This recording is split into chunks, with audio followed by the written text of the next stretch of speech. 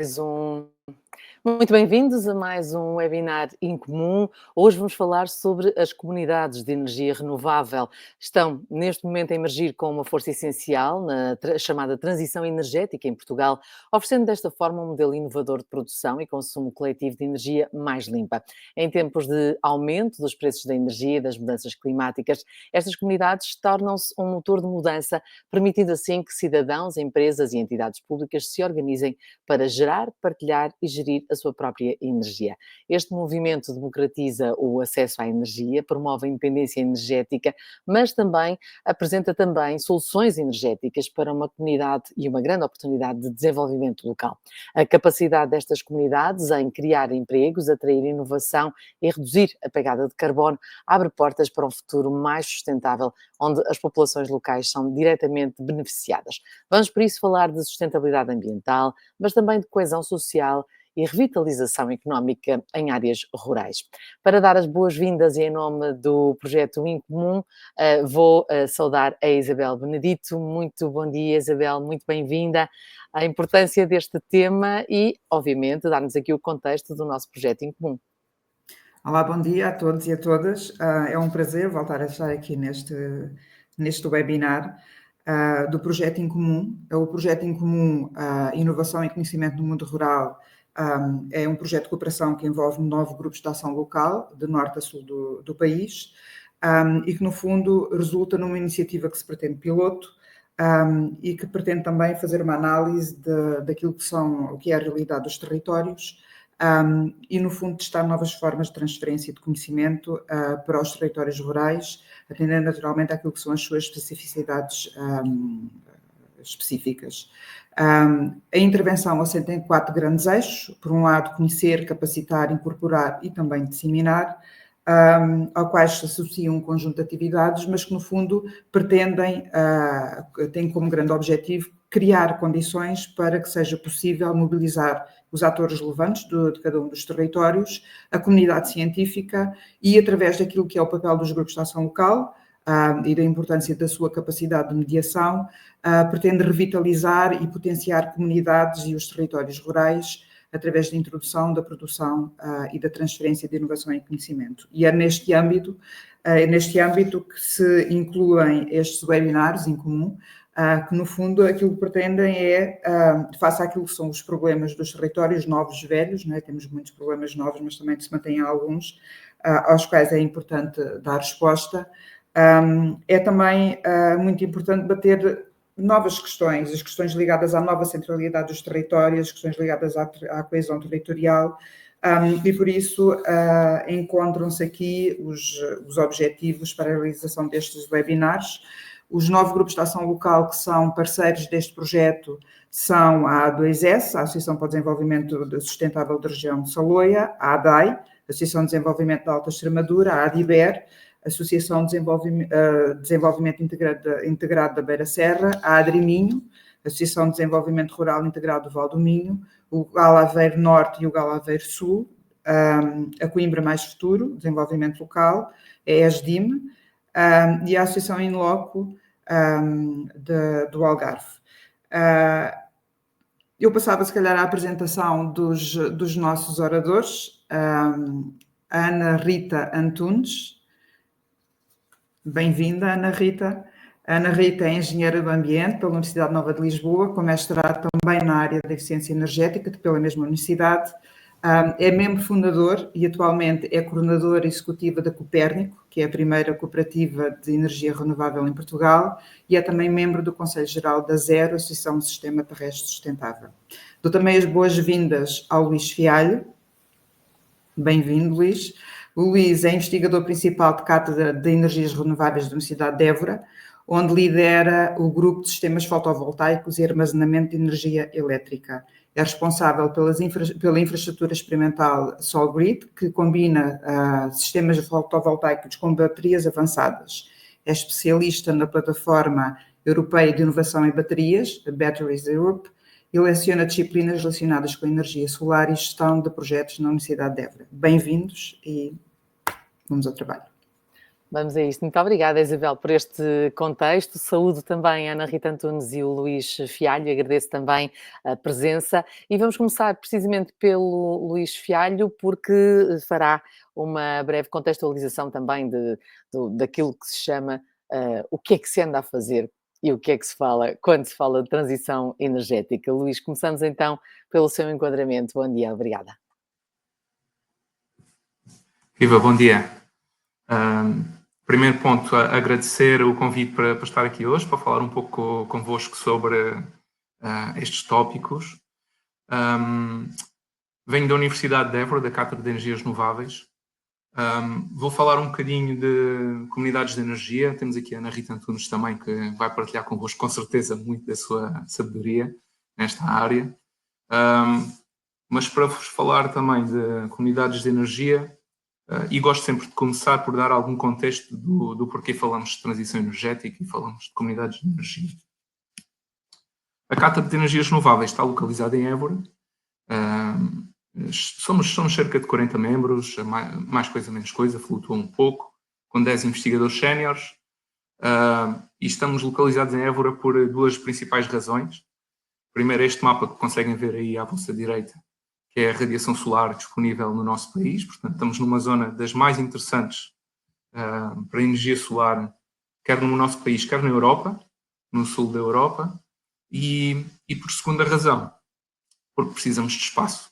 Espaço porque a Cátedra de Energias Renováveis tem hoje a maior infraestrutura experimental de energia solar do país. E trabalhamos essencialmente com infraestrutura à escala real.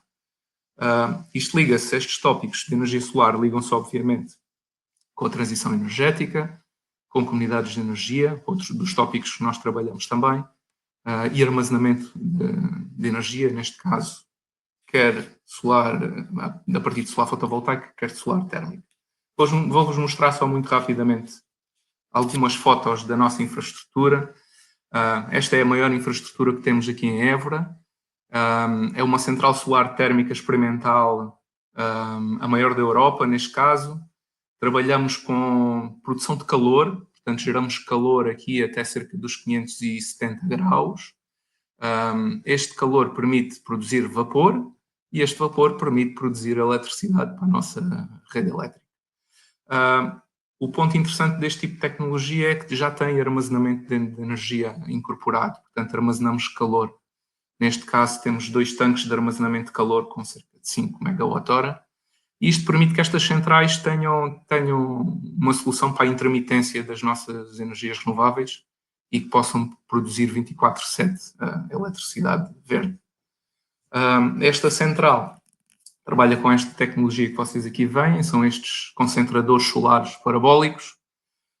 Estes, neste caso, são os concentradores solares parabólicos com a maior abertura do mundo neste momento, ou seja, o maior diâmetro que tem aqui de uma ponta à outra é, neste caso, quase 9 metros, e concentram a radiação solar no tubo que vocês veem aí no centro e atinge a temperatura dos tais 570 graus, mais coisa, menos coisa. Trabalhamos com um fluido que circula nesse tubo que aquecemos e permite-nos conduzir o calor e armazená-lo.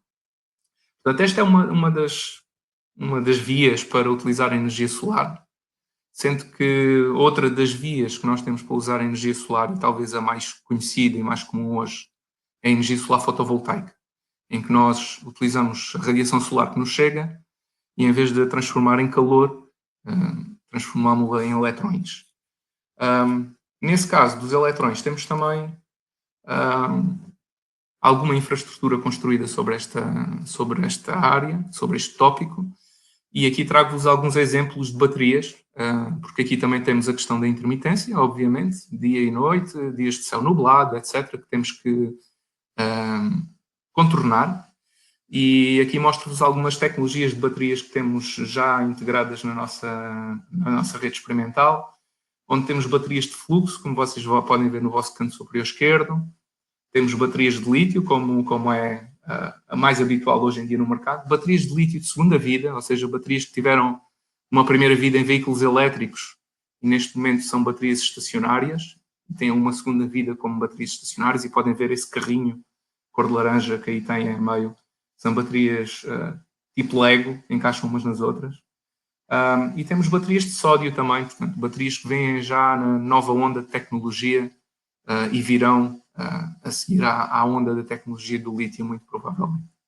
Portanto, como podem ver aqui, combinamos entre a geração de energia renovável, a partir da energia solar, mas também resolver esta questão da intermitência da energia solar.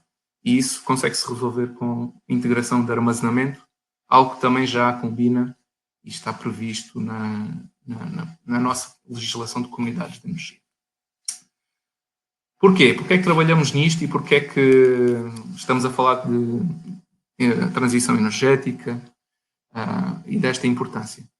Para vos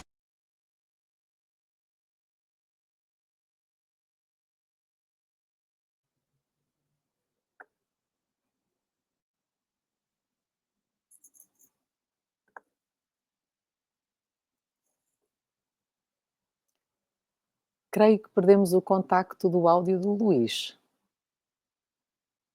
Luís, talvez tenha carregado algures num botão, peço imensa desculpa, mas a partir do momento em que disse agora sim. regressamos. Agora sim, Ótimo. peço desculpa. Comece, por favor, precisamente porque é que começamos a pensar nisto. Obrigada. O problema que nos traz hoje aqui é este problema das 55 gigatoneladas de dióxido de carbono que emitimos para a nossa atmosfera. E esta necessidade de transitarmos desta emissão de 55 gigatoneladas, e podem ver aí com esses zeros todos o número por extenso para terem noção da dimensão que falamos, passar para zero, ou seja, uma balança líquida zero entre emissões e o que conseguimos absorver, chegarmos a este valor de equilíbrio. Esta maçã que vocês encontram aí à direita dá-vos uma analogia muito interessante porque permite perceber rapidamente porquê temos este impacto no nosso planeta. Nós estamos a poluir e aqui, se fizermos uma analogia entre a dimensão de uma maçã e a dimensão do nosso planeta, a espessura da nossa atmosfera é equivalente à espessura da pele da maçã. Portanto, nós estamos a poluir precisamente a pele da maçã. Portanto, neste caso é fácil perceber muito rapidamente o porquê de termos um impacto tão grande e muito rápido nesta pele da maçã. Portanto, podem ver que historicamente temos tido sempre níveis bastante estáveis de dióxido de carbono na atmosfera, mas neste momento, podem ver aí a partir de 1911, essencialmente a partir da era industrial, começámos a ter um pico de emissões de CO2 e de partículas na atmosfera de CO2, partes por milhão. E estamos neste momento, tirei este valor a semana passada, com 422 partes por milhão de CO2 na atmosfera.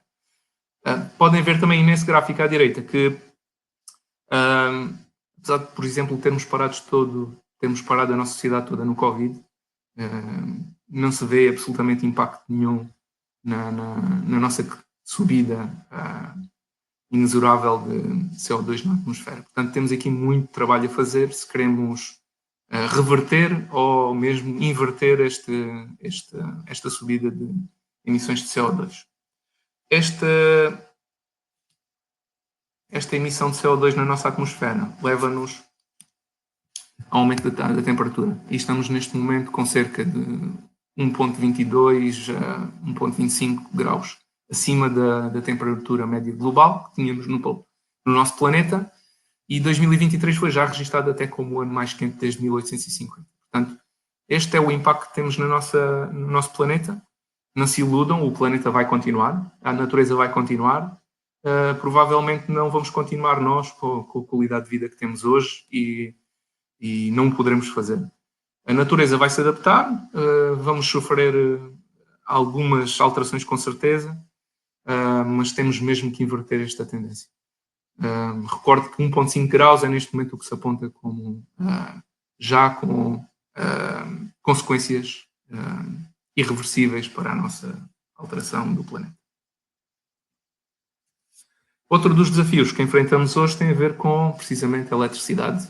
Trago-vos aqui o gráfico do preço grossista da eletricidade desde 2017.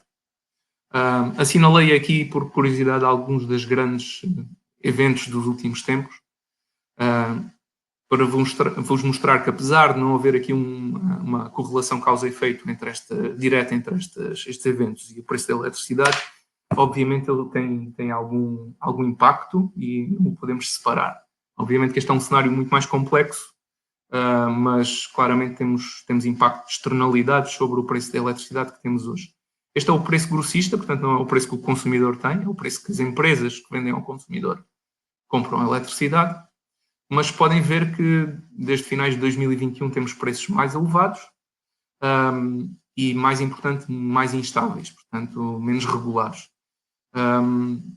Quem tem tarifários indexados hoje de preços da eletricidade vai ver esta instabilidade também nos seus preços da eletricidade. Portanto, aqui, quer a componente de emissões de CO2, impacto de alterações climáticas, quer este desafio do preço da eletricidade mais elevado, para o consumidor, para a indústria, para estes setores, coloca-nos desafios. E estes desafios podem ser vencidos e podem ser ultrapassados claramente com esta legislação e com esta adaptação que temos tido.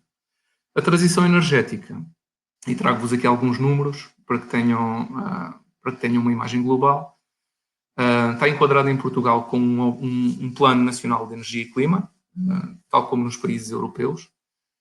Este plano esteve em discussão e em consulta pública até há pouco tempo, continua em discussão, mas a revisão atual deste plano aumenta substancialmente aqui as nossas metas, que já eram de si ambiciosas.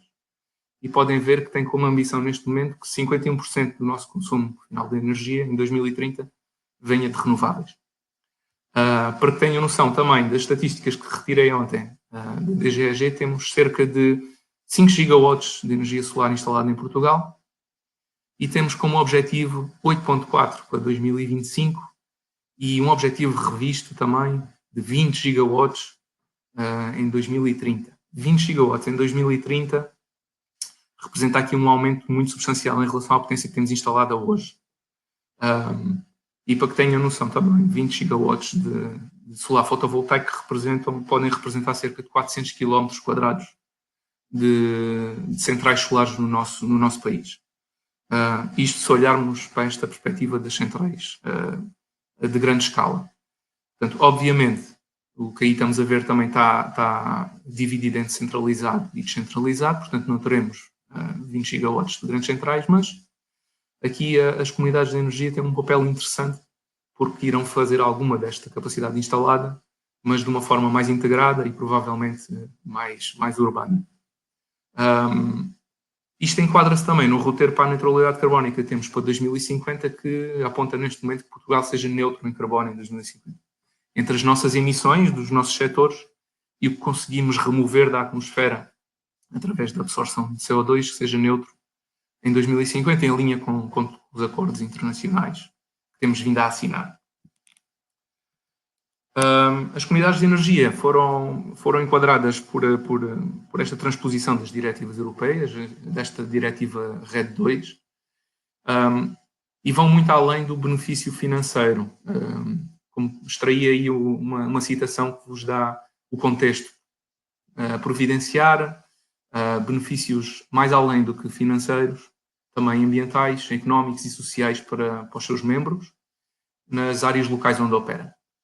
Estas comunidades de energia foram transpostas para a legislação portuguesa, com certeza a Ana Rita irá falar-vos também desta questão, mas têm várias hipóteses hoje e estas comunidades permitem que várias tipologias de membros de vários setores participem nela, desde setores da área residencial, consumidores privados, empresas, associações. Portanto, no fundo, esta transição e este enquadramento nas comunidades de energia permite que a transição seja também justa, seja também democrática e não se foque novamente em grandes atores do setor energético, como tínhamos tradicionalmente na história do setor energético, mas neste momento seja uma transição democrática.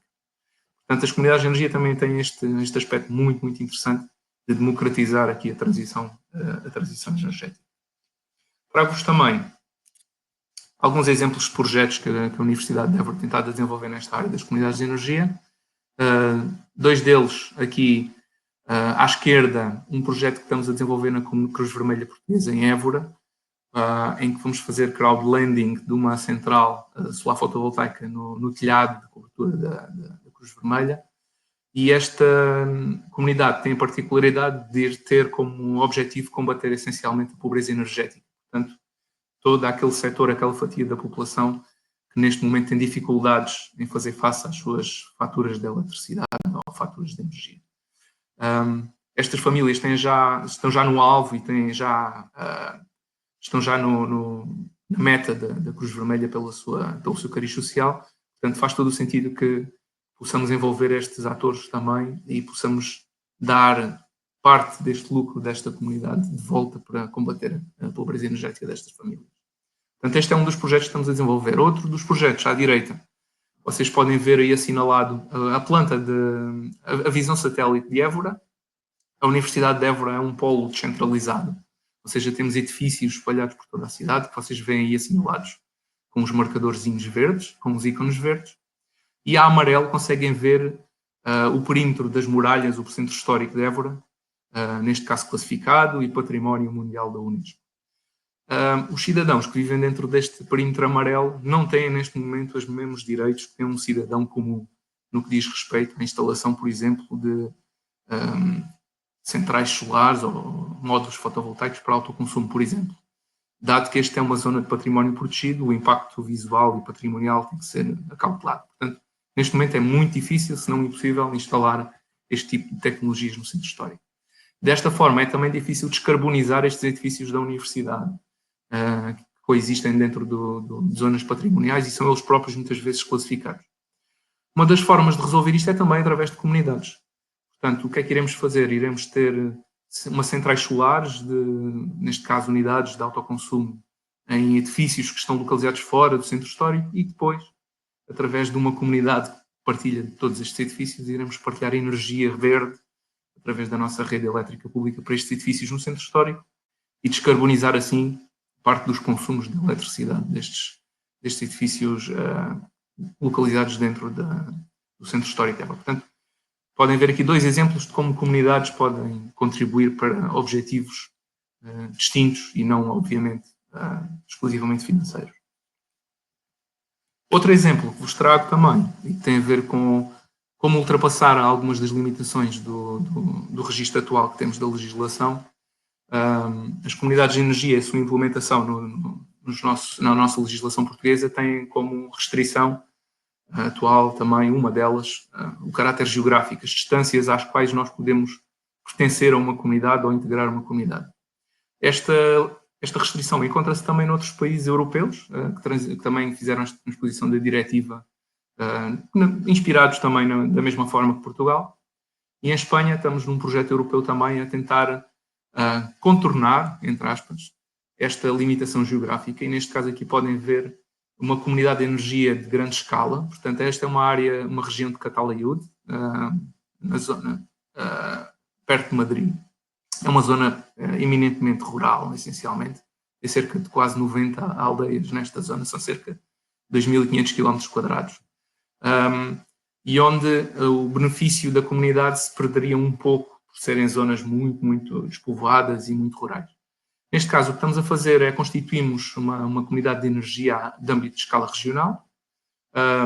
Esta comunidade de energia integra estas aldeias, ou grande parte delas, e viabilizamos isto não através do contexto legal, porque aqui o constrangimento geográfico era claramente muito mais pequeno que esta escala regional, através da constituição de uma cooperativa de energia, também aqui no espírito da Copérnico, que partilha então esta energia entre os seus cooperantes e mais faz compras agregadas também dos sistemas de energia renovável para os seus membros. Portanto, baixa também os custos fazendo compras agregadas.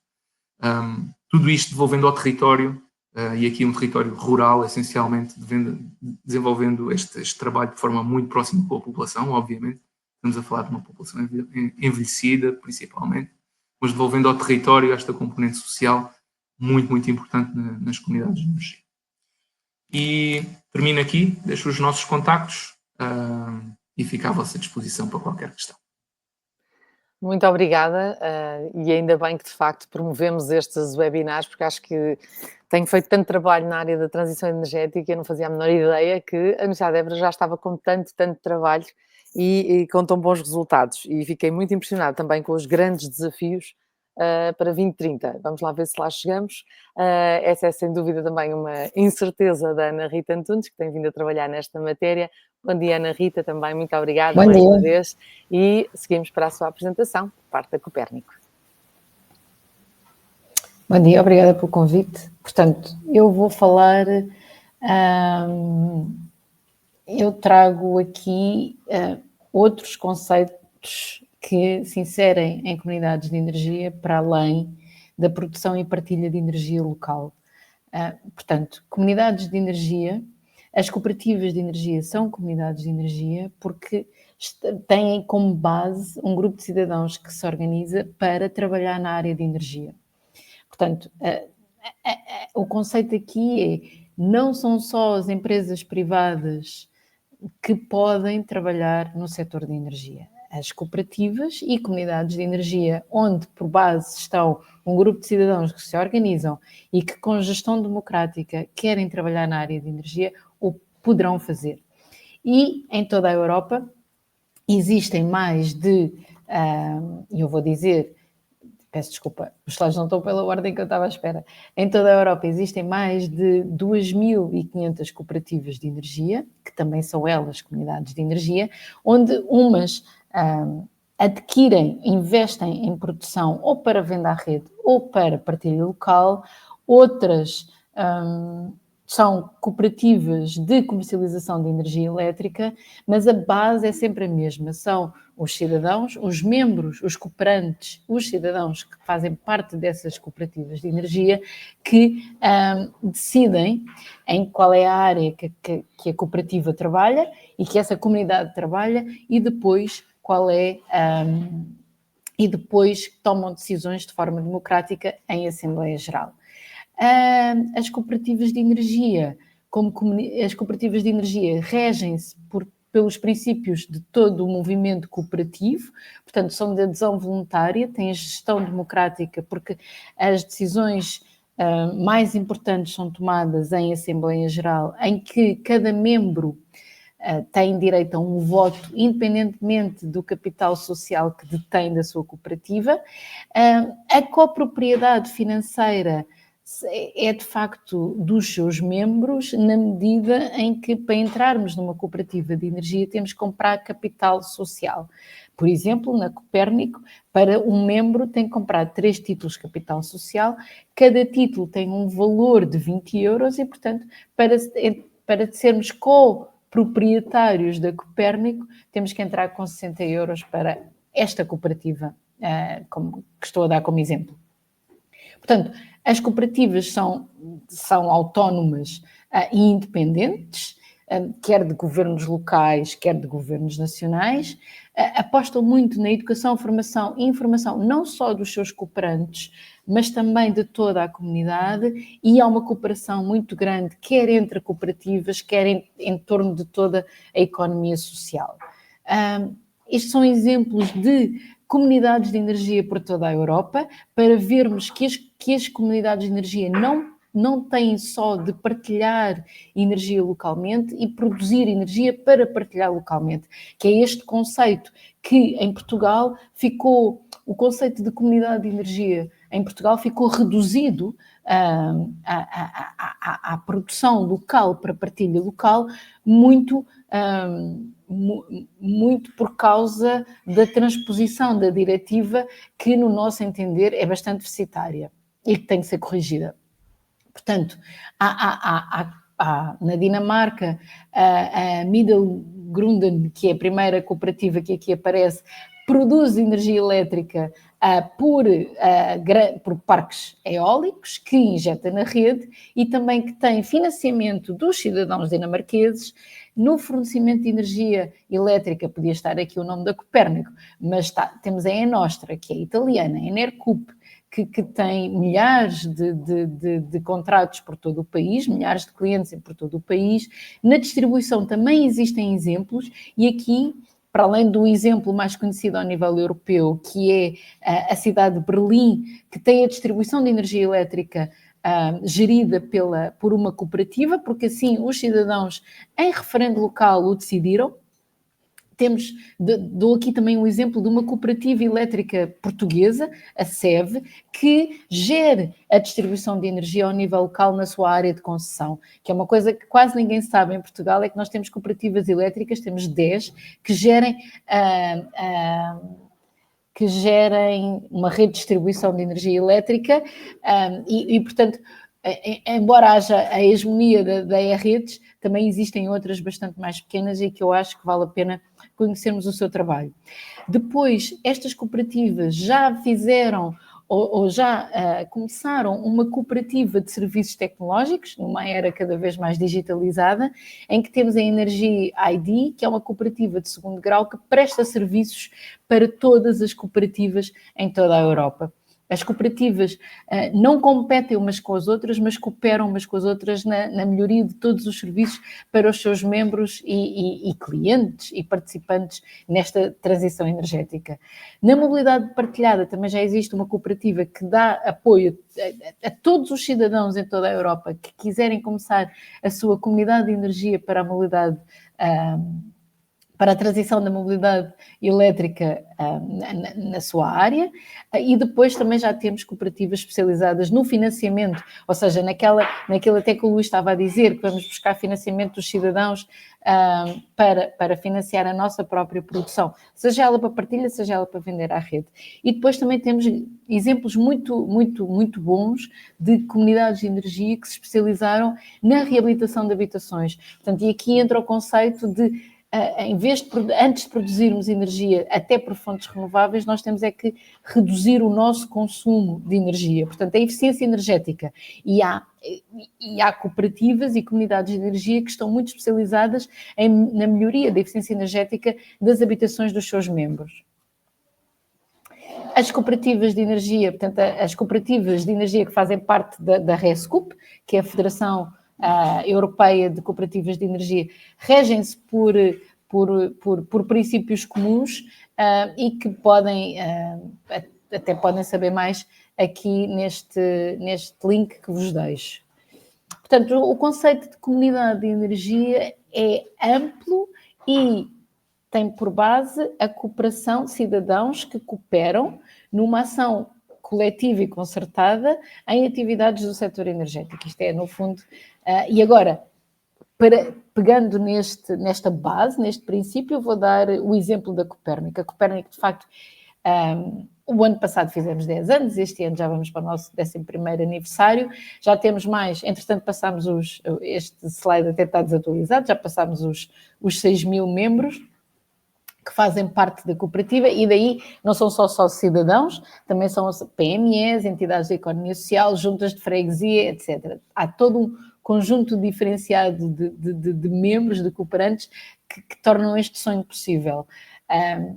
A Copérnico rege pelo princípio de toda a economia social, e este é o nosso organigrama, em que felizmente já temos uma equipa técnica, portanto, de trabalhadores, de técnicos profissionais, profissionalizada, uma equipa técnica profissionalizada, enquanto todas as outras caixinhas que aqui vêm funcionam com trabalho voluntário de cooperantes que dão o seu tempo à cooperativa e a este projeto. Portanto, as atividades da Copérnico principais, e agora tenho que dizer, a Copérnico, sendo uma cooperativa, não tem como fim o lucro, portanto, mas desenvolvemos atividade económica, ou seja, nós temos entre as ONGs, se quiserem, em que têm um fim altruísta, aqui nós desenvolvemos atividades económicas, mas não temos como fim um lucro, temos sim como fim o bem-estar económico, social e ambiental dos nossos cooperantes. Começámos na produção, em 2020 fomos para a comercialização de energia elétrica e tentamos alargar os nossos serviços, o máximo, os nossos serviços energéticos para que aos nossos membros, para que eles também possam fazer a sua transição energética, para além da sua participação na Copérnico. E nos serviços aos membros estamos muito focados no apoio para o seu autoconsumo, seja individual ou coletivo, e por isso é que aparece aqui este nome de autoprodução. Portanto, como é que a Copérnico faz os investimentos? Chama os seus membros a emprestarem dinheiro à sua cooperativa para podermos alavancar estes financiamentos. Portanto, não temos a banca ou fundos de investimento por trás. Quando nós ouvimos falar que grandes empresas ganharam não sei quantos milhões de euros de lucro pelos seus investimentos em renováveis, o que nós fazemos na Copérnico é partilhar esse lucro ou esse excedente que o investimento em renováveis dá com os nossos membros. Portanto, qualquer membro da Copérnico pode investir nos nossos projetos de produção. E, portanto, entre os 6.000 membros que a Copérnico tem, já angariámos 2,5 milhões de euros, grosso modo, e todos os dias com os quais instalamos 2,7 megawatts em 40 sistemas diferentes, portanto são mais de 8.700 painéis fotovoltaicos como este que eu tenho atrás de mim, espalhados pelo todo o país, que é a Copérnico também que gera diariamente. Na comercialização, somos a única cooperativa, portanto somos a única resposta sem fins lucrativos a fornecer energia elétrica em todo o país e quisemos ir para a comercialização porque é através da fatura de energia elétrica que começamos a explicar todo o setor energético e toda esta transição energética que tem de acontecer e que está a acontecer agora. Portanto, já temos mais de 6.500 contratos de fornecimento, temos um tarifário indexado e somos a primeira, então, e a única até agora empresa social a comercializar energia elétrica em Portugal continental. Portanto, a importância as cooperativas têm uma importância predominante na democratização energética. As comunidades de energia onde as cooperativas se inserem não têm como objetivo lucro, mas sim também envolver os cidadãos nesta transição energética. É muito importante que o controle da produção também esteja ao alcance dos cidadãos. Só assim é que nós vamos conseguir reduzir a nossa fatura elétrica a médio prazo. Portanto, a transição energética está a acontecer, mas o que as comunidades de energia trazem para cima da mesa é que esta transição energética não pode ser só tecnológica, no sentido em que nós não podemos tirar só os combustíveis fósseis e repô-los por energias renováveis, mas também é preciso democratizar este setor energético. Portanto, há várias vantagens para qualquer um de nós se juntar e começar uma comunidade de energia, ou como a Copérnico, que pode ser enquadrada como uma comunidade de energia ou uma comunidade de cidadãos para a energia, ou começar uma comunidade de energia renovável, que é mais aquele exemplo que o Luís Fialho trouxe do que estão agora a fazer em Évora. Portanto, quando nós pensamos que os cidadãos, quando entram na produção de energia renovável, seja para produção local, seja para venda à rede, esta produção, quando não está nas mãos apenas das empresas privadas e está nas mãos e também tem investimento local, faz com que os resultados económicos destes projetos sejam 3 vezes superiores e deixem mais dinheiro na comunidade do que os projetos apenas alavancados por empresas privadas que escolhem apenas os melhores locais e não têm nada a ver com aquela comunidade. Portanto, nós nas comunidades de energia, consideramos que um futuro melhor é possível, não só pela transformação tecnológica, mas também por esta democratização e chamar os cidadãos a apoiar as decisões em todos os níveis, em todas as camadas do setor energético, para o qual vamos precisar de todos e de todas as ideias para conseguirmos que esta transição energética chegue a bom porto. Deixo-vos também um estudo que já tem uns anos, mas continua bastante atual, até porque ainda não aconteceu, onde se mostra que 1 em cada 2 cidadãos em toda a Europa pode produzir a sua própria energia elétrica e que os cidadãos europeus podem produzir 45% de toda a eletricidade que a União Europeia precisa. Mas para isso é preciso políticas públicas que suportem esta capacidade que os cidadãos têm de produzir energia elétrica para si e para a própria União Europeia. Portanto, nós acreditamos que um futuro, que é possível um futuro diferente no setor energético, é que esta transição energética não tem que estar só e não deve estar só alavancada nas grandes empresas do setor. Tem que envolver os cidadãos e só assim, e temos que partilhar com os cidadãos os benefícios desta aposta nas renováveis. Sem isto, a transição energética vai ser muito mais difícil. E combater a pobreza energética não pode ser só um chavão, tem que ser uma realidade. E para isso, mais uma vez, precisamos de políticas públicas também melhores do que aquelas que temos tido até agora. E pronto, era isto que eu tinha para vos apresentar. Muito obrigada pela vossa atenção e ainda temos um bocadinho para a discussão. Temos com certeza, exatamente, temos com certeza, e é precisamente pela discussão que, aliás, que eu desafio também todos aqueles que nos estão a ver através das nossas redes sociais também para contribuírem, mas eu gostava de começar, eu achei este número muito interessante, este sonho, como a Ana dizia e bem, não é, de quase metade dos europeus poderem produzir, vir a produzir a sua própria energia, o que me leva a perguntar, para iniciar este debate, é se estas comunidades podem de facto ajudar a mudar a mentalidade das pessoas em relação àquilo que é o consumo e a produção de energia, no fundo, olhando para fazendo daqui um exercício de responsabilização coletiva. Luís, comece por si, por favor, o que é que acha?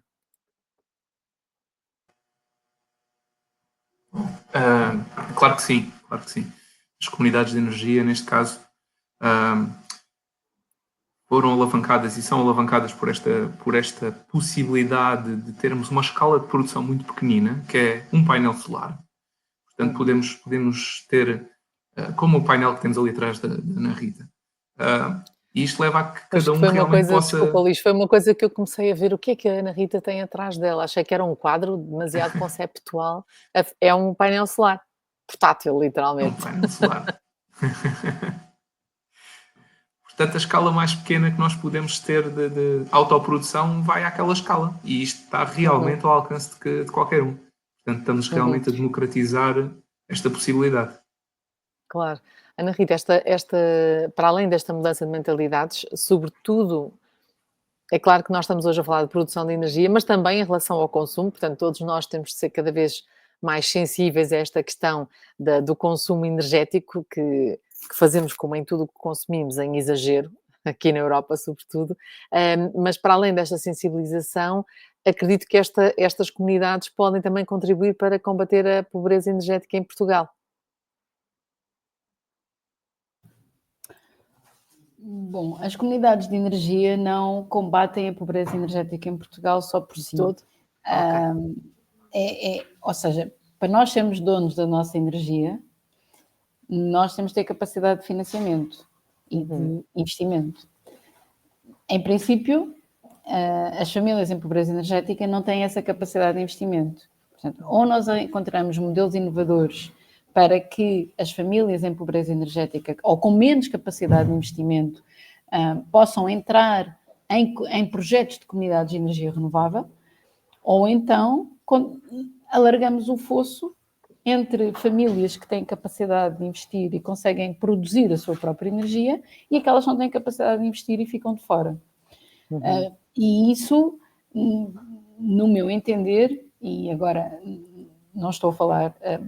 isto é um bocadinho mais vasto ou mais alargado do que o pensamento da Copérnico sobre este assunto, no meu entender, não se faz apenas com financiamentos a juros zero para as famílias em pobreza energética. Quer dizer, mais uma vez, às tantas estamos a aumentar o fosso entre ricos e pobres na energia e podíamos estar a falar, se calhar, de acesso a outros bens, como os medicamentos, acesso à saúde, etc.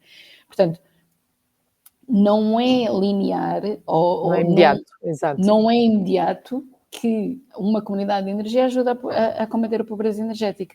Se for projetos como o Luís Fialho estava a descrever, em que aquela produção vai partilhar energia com famílias, aquela produção que estão a desenvolver, que estão a tentar colocar em Évora, vai partilhar energia elétrica com famílias em pobreza energética, em que elas não têm que entrar com dinheiro para a sua entrada para receber esta energia.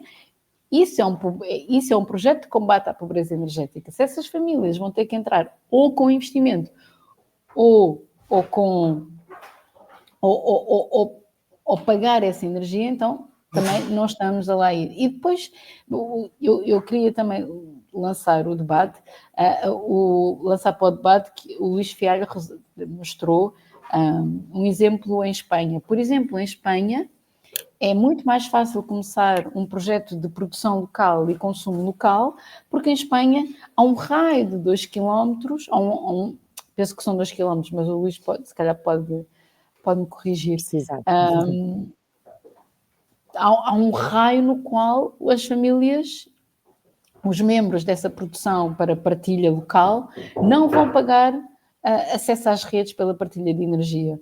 Em Itália até recebem dinheiro do Estado pela essa partilha de energia pelas redes. Em Portugal pagamos menos do que na fatura, mas temos que pagar sempre o uso da rede elétrica. E isto está a ser um entrave às pessoas, às famílias entrarem em projetos de autoconsumo coletivo.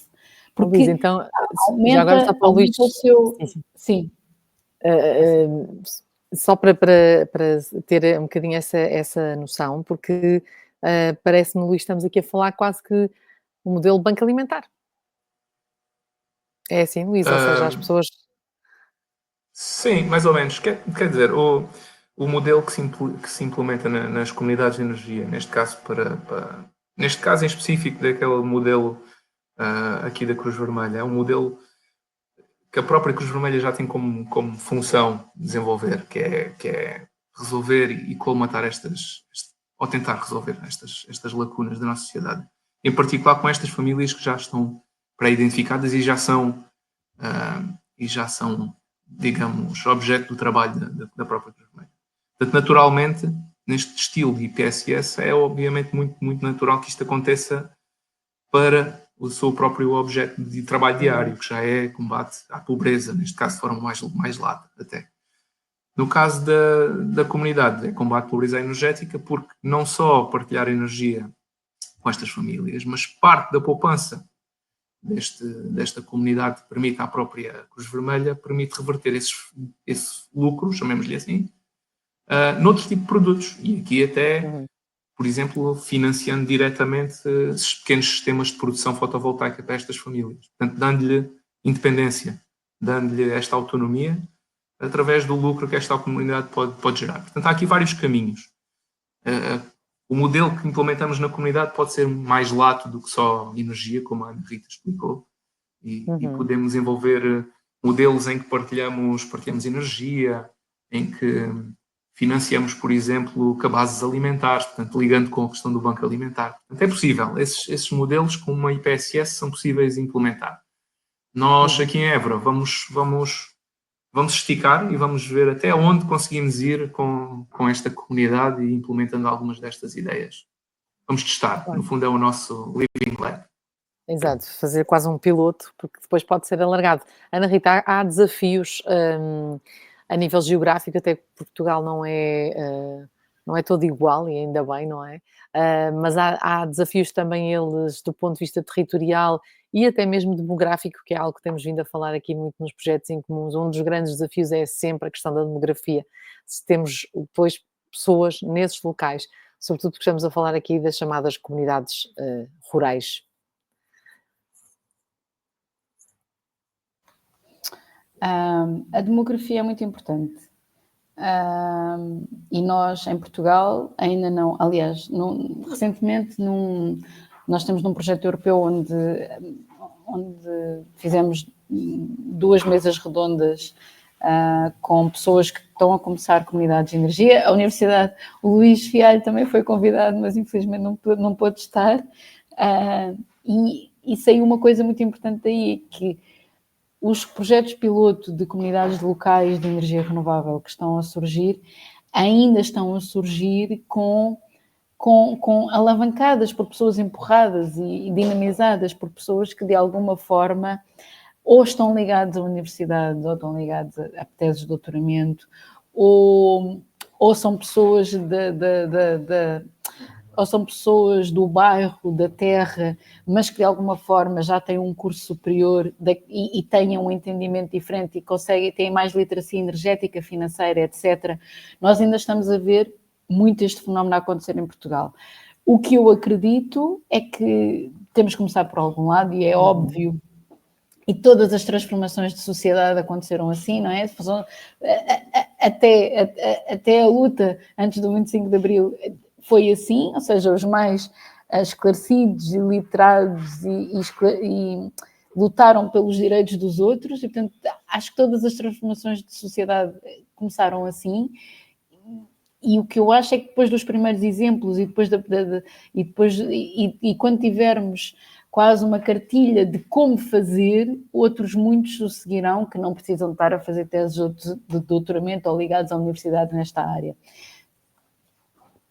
Mas acho que respondi à tua pergunta, Fernanda. Sim, claro que sim, Ana Rita. E estava aqui a pensar, até porque Isabel Benedito, falávamos da questão da pobreza, se lembra, o primeiro webinar em comum foi precisamente sobre a questão da pobreza energética. Portanto, este é um tema que é muito querido aqui ao grupo e aos parceiros em comum, até porque quando olhamos para estes temas e estas possíveis soluções, começamos a olhar para uma forma também de revitalizar uma perspectiva económica e não só, também através da coesão social, estas áreas que nós designamos rurais, mas com muitas aspas, já explicamos em vários webinars, não é, Isabel?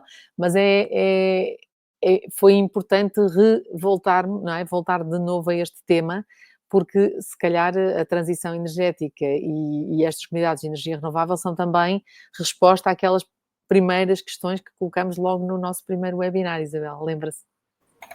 Sim, é verdade. Este webinar está a ser extremamente interessante, efetivamente, e complementa muito aquilo que, no fundo, o nosso primeiro tema de abertura do próprio projeto. E quer a Ana Rita, quer o Luís trouxeram-nos aqui perspectivas muito interessantes. A questão das comunidades, das cooperativas de energia que a Ana Rita nos trouxe, remetem muito para aquilo que é o trabalho que este tipo de organizações da sociedade civil, das associações de desenvolvimento local, têm feito nas comunidades rurais. E como é que nós trazemos o comum dos cidadãos, uma organização local, uma associação, uns bombeiros, o que é que seja, a trabalhar e a produzir também conhecimento nos territórios rurais. Isto para nós é-nos muito caro, efetivamente, porque trabalhamos nestas comunidades e só o fazemos se efetivamente as pessoas estiverem envolvidas, quer pessoas individuais, quer pessoas coletivas. E esta perspectiva que nos é aqui trazida pela Copérnico é efetivamente mesmo muito interessante e vai de encontro àquilo que é também o cerne deste tipo de organizações da sociedade civil. Alguns dos exemplos apontados pelo Luís e pelo trabalho que está a ser feito pela Universidade de Évora, efetivamente também nos trazem aqui uma perspectiva muito interessante, como é que nós, organizando estas comunidades de energia, trabalhamos também do ponto de vista da coesão social dos territórios. E como é que podemos trazer aqui benefícios para as comunidades e para as pessoas com maiores problemas, nomeadamente ao nível da pobreza energética. E são aqui perspectivas muito interessantes. Eu tenho acompanhado aqui algumas coisas que estão a acontecer no território. Sei que, por exemplo, a nossa comunidade intermunicipal está a trabalhar um projeto também piloto com os bombeiros voluntários de Beja, para que eles também sejam usufrutários e, no fundo, recebam também benefícios desta comunidade de energia que está a ser criada. E por isso há um trabalho aqui muito interessante a fazer, mas de alguma forma este webinar também vem confirmar que os territórios rurais, estando afastados, têm todo o potencial para efetivamente serem protagonistas daquilo que se passa ao nível do desenvolvimento dos territórios e, portanto, isto vai de encontro àquilo que são os nossos desafios e aquilo que nós acreditamos do ponto de vista da coesão territorial e estamos afastados sim, mas temos também poder e os exemplos que foram aqui apresentados são mesmo extremamente interessantes e vêm confirmar também nisso. Mas também acabam por ter muito espaço, como dizia o Luís Fialho, é uma das coisas importantes, não é? Efetivamente, espaço não nos Menos falta. pessoas, exatamente, menos pessoas, acaba por ter também menos espaço construído e, portanto, mais espaço para colocar.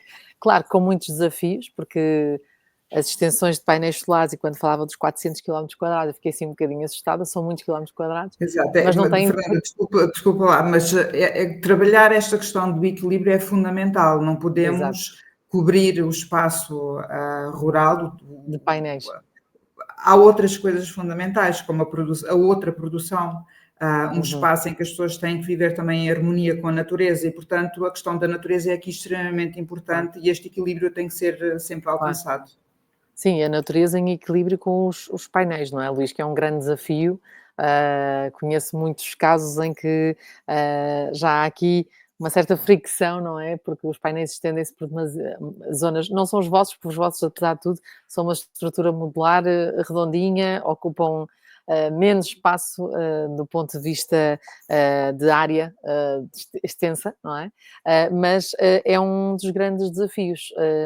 Como é que tudo isto, nós temos sempre a olhar para... Há mais prós, certamente, mas deve haver ainda alguns contras. Quando falamos nestes pilotos, ainda há alguns desafios, Luís. Sem dúvida. Esta é uma questão importante, estávamos a falar, a concorrência pelo solo, pelo uso da área.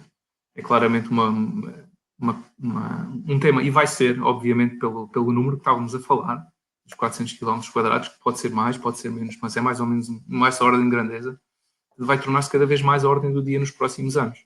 Uhum. Vamos estar com uma concorrência muito, muito elevada por uso do solo, ou pelo uso da área, em solos potencialmente agrícolas, solos de... Obviamente temos muitas restrições e constrangimentos que estão implementados legalmente, não é? Em relação à proteção da natureza, etc. Mas essa competição existe.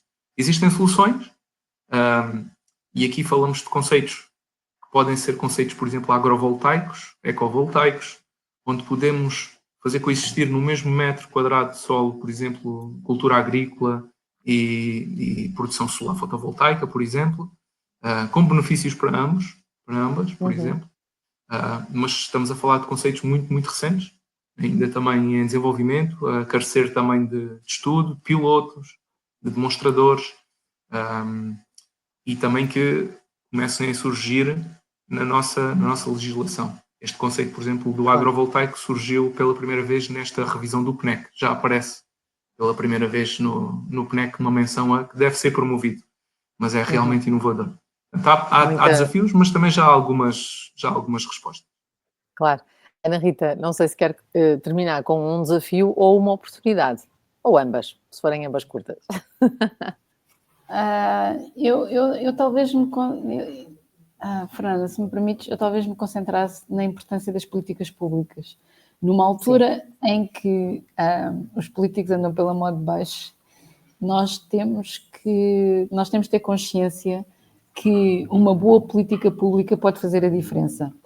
Quando falamos de agrovoltaico, por exemplo, não basta dizer que são importantes. É preciso fazer e tornar em política a sua importância para a sua dinamização. Por exemplo, na Grécia, onde o agrovoltaico está em franca expansão, existe feed-in tariff para esses sistemas agrovoltaicos.